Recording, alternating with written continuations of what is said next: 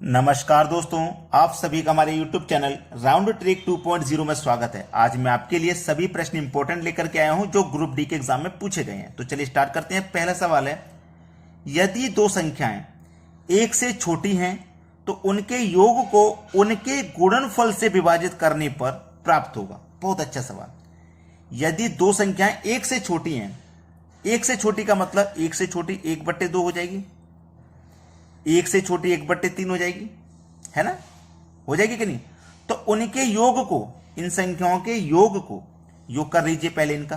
3 और 2 का एलसीएम 6 आ जाएगा। 3 एक कम 3, 2 एक कम 2, जोड़ दो, 5/6 हो गया।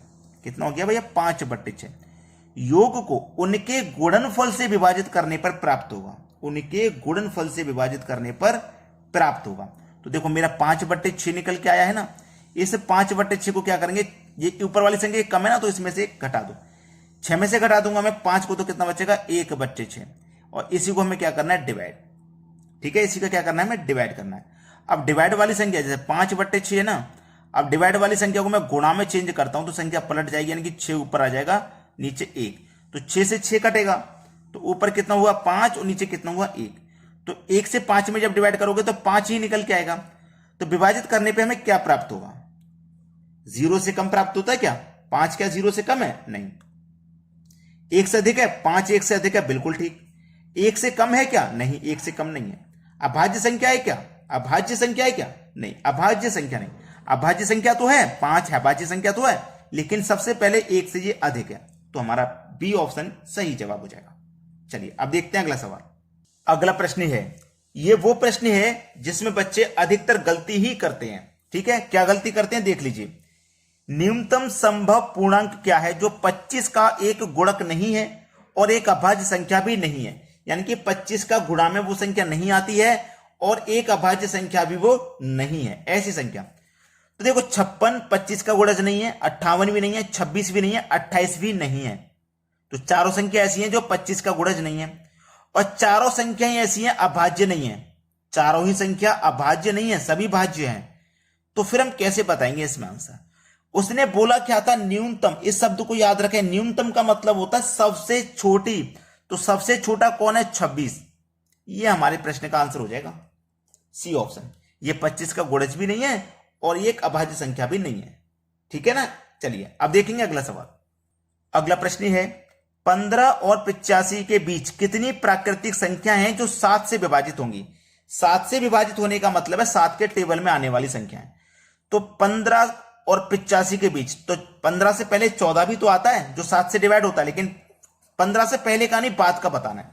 तो 15 के बाद में 7 से डिवाइड होने वाली 21, 28, 35, 42, 49, 56, 63, 70, 70 के बाद में 77, 70 के बाद में 77, और 77 के बाद में 7 जोड़ेंगे तो 77 के बाद में 7 जोड़ने पे 84।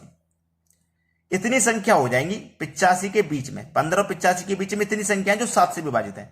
1 2 3 4 5 6 7 8 9 10, 10 संख्या हैं जो कि 7 से विभाजित है। यह आपके सवाल का बिल्कुल सही जवाब है। अब देखेंगे अगला प्रश्न। अगला प्रश्न है, जब 41 की पावर 3 को 3 से विभाजित किया जाए तो शेष क्या बचेगा? 41 की पावर 3 को 3 से विभाजित किया जाए तो शेष क्या बचेगा? मैं आपको एक ट्रिक सिखाता हूं। अगर पावर सम है तो पावर 2 लेंगे या फिर 4, और यदि पावर विषम है तो पावर, पहले विषम है तो पावर 1 लेंगे या फिर 3। यदि 1 रखने से आंसर नहीं आ रहा, संख्या नहीं कट रही, तो फिर 3 लेंगे। ऐसे ही 2 रखने से नहीं आ रहा तो फिर 4 लेंगे।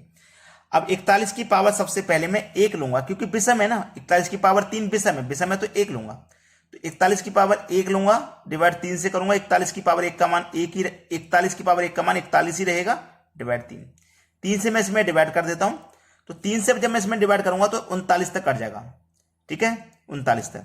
3 एकम 3, 1 बचेगा 8, 3 त्रिक 9, 2 बचेगा। 39 तक कट गया ना 13 बार में, तो 2 बचेगा आपका शेष। पूछा क्या था आपसे? आपसे पूछ रहा था कि शेष कितना बचेगा, तो शेष तो भैया 2 ही बचेगा। शेष कितना बचेगा? यहां पे 2 बच जाएगा, सवाल हो जाएगा खत्म। यानी कि बी ऑप्शन आपके सवाल का बिल्कुल सही जवाब है। ये क्लियर हुआ ना सभी को सवाल? चलिए अब देखेंगे अगला प्रश्न। अगला प्रश्न है, 5 क्रमांगत संख्याओं का औसत n है, 5 क्रमांगत संख्याओं का औसत n है, तो योग क्या हो जाएगा 5n, क्योंकि संख्या का मल्टीप्लाई औसत से करने पे योग पता चल जाता है। ठीक है, 5 संख्याएं क्रमांक मतलब लगातार 1 2 3 4 5। ठीक है, औसत आपका n है, जो औसत होता है ना वही बीच वाली संख्या होती है, तो औसत आपका n है। ये बात क्लियर होगी ना, औसत आपका n है, n का मतलब 5n है। चलिए अगली दो संख्याओं को भी शामिल कर लिया जाए तो नया औसत क्या होगा। अगली दो संख्या, एक संख्या ये हो गई, एक संख्या ये हो गई, दो संख्या हमने शामिल कर ली। दो संख्या क्या कर ली भाई हमने शामिल। 5 क्रमांगत संख्या थी, 5 क्रमांगत मतलब लगातार, तो 1 2 3 4 5, ये 5 संख्या थी लगातार, जिसका औसत हमारा पहले n था, n मतलब 3 था लेकिन n दिया गया था। हमने दो संख्या भी शामिल कर ली तो संख्या हो गई कितनी 7, यानी कि 6 और 7। तो बीच वाली संख्या औसत होती है ना, तो औसत पूछ रहा है, तो 1 2 3 1 2 3, तो औसत आपका कितना हो जाएगा 4। तो औसत जब 4 हो जाएगा ना, पहले तो n था अब 4 हो जाएगा, तो क्या हो जाएगा 1 से बढ़ेगा। बिल्कुल ठीक है भाई, एक समय समान तो रहेगा नहीं, समान रहेगा, पहला ऑप्शन है समान रहेगा नहीं, 1 से बढ़ेगा क्या, देखो 3 से 4 हो गया, 1 ही तो बढ़ रहा है, तो आपका 1 से बढ़ेगा। 1.4 से बढ़ेगा क्या, नहीं। 2 से बढ़ेगा क्या, नहीं, 1 से ही बढ़ेगा। तो हमारा बी ऑप्शन बिल्कुल सही है। आपने लाइक नहीं किया तो लाइक कर दो भाई, अगर शेयर नहीं किया वीडियो को तो शेयर कर दो। ठीक है दोस्तों, धन्यवाद।